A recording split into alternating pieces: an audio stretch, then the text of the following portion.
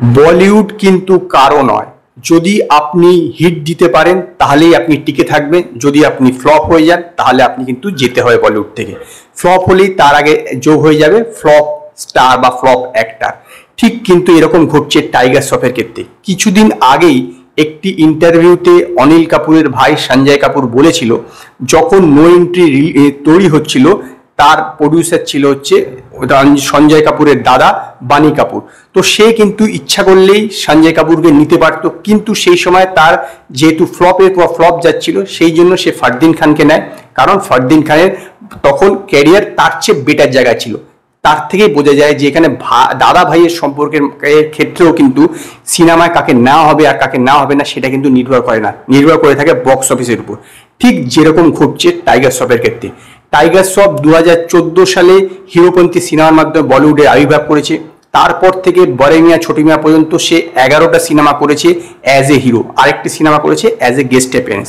এই 11টি সিনেমার মধ্যে তার 6খানা সিনেমা ফ্লপ এবং লাস্ট 3টে সিনেমা পর পর ডিজাস্টার হয়ে গেছে। প্রথমে হিরোপন্থী 2, তারপরে গনপত এবং লাস্টে বড়ে মিয়া ছোটি মিয়া। 3টে সিনেমাই বিগ বাজেটের এবং 3টে সিনেমাই একদম ডিজাস্টার রয়েছে। ফ্লপ তো বড় কথা নয়, ফ্লপের চেয়েও বেশি ডিজাস্টার রয়েছে। এবং সেই কারণেই কিন্তু এখন টাইগার শ্রফের হাতে কোনো সিনেমা নেই। তার হাতে একটি সিনেমা ছিল হিরো নাম্বার 1, যার প্রডিউসার ছিল বাসু ভাগনানি, এই জ্যাকি ভাগনানির বাবা, যার সঙ্গে জ্যাকি ভাগনানি হচ্ছে সে যার সঙ্গে রকুল প্রীতের বিয়ে হয়েছে।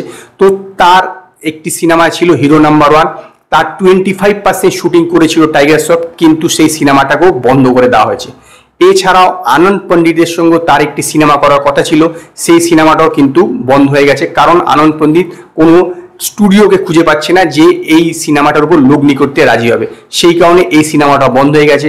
এছাড়া আরও একটি তার সিনেমা করার কথা ছিল, যেটা জিও ফাইন্যান্স করার কথা ছিল, এবং যে সিদ্ধার্থ আনন্দ যার প্রডিউসার ছিল, র্যাম্বো, ইন্ডিয়ান র্যাম্বো ভার্সন, সেই সিনেমাটা হওয়ার কথা ছিল। কিন্তু জিও ওয়েট করছিল যে বড়ে মিয়া ছোটি মিয়ার কীরকম বক্স অফিসে পারফর্ম করে।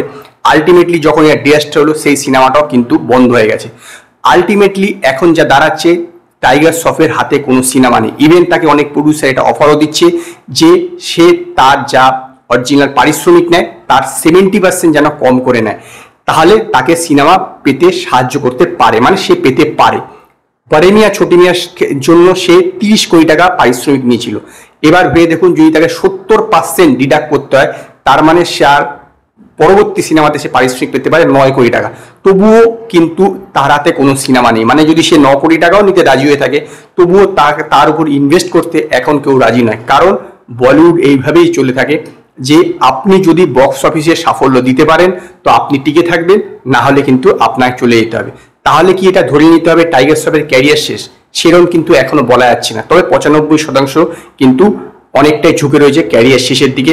যদি সে কিছু একটা মিরাকেল ঘটিয়ে ফেলে এবং সেরকম যদি একটা কোনো প্রডিউসার পেয়ে যায় বা কোনো প্রডিউসার তার উপর লগ্নি করতে রাজি হয়ে যায়, বা সে পারিশ্রমিক কম করে কোনো সিনেমা করে থাকে, তাহলে হয়তো সে সিনেমা পেতে পারে। এবং সেটি যদি হিট হয়ে যায় তাহলে তার ক্যারিয়ার আগে এগিয়ে যাবে, না হলে কিন্তু তার ক্যারিয়ার আরও খাদের তলায় চলে যায়, বলতে পারে শেষের দিকে চলে যাবে।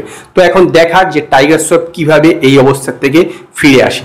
যদি আপনাদের এই ভিডিওটি পছন্দ হয়, ভিডিওটিকে লাইক করুন, কমেন্ট করুন, শেয়ার করুন, আর নতুন নতুন আপডেটের জন্য আমার চ্যানেলকে সাবস্ক্রাইব করুন।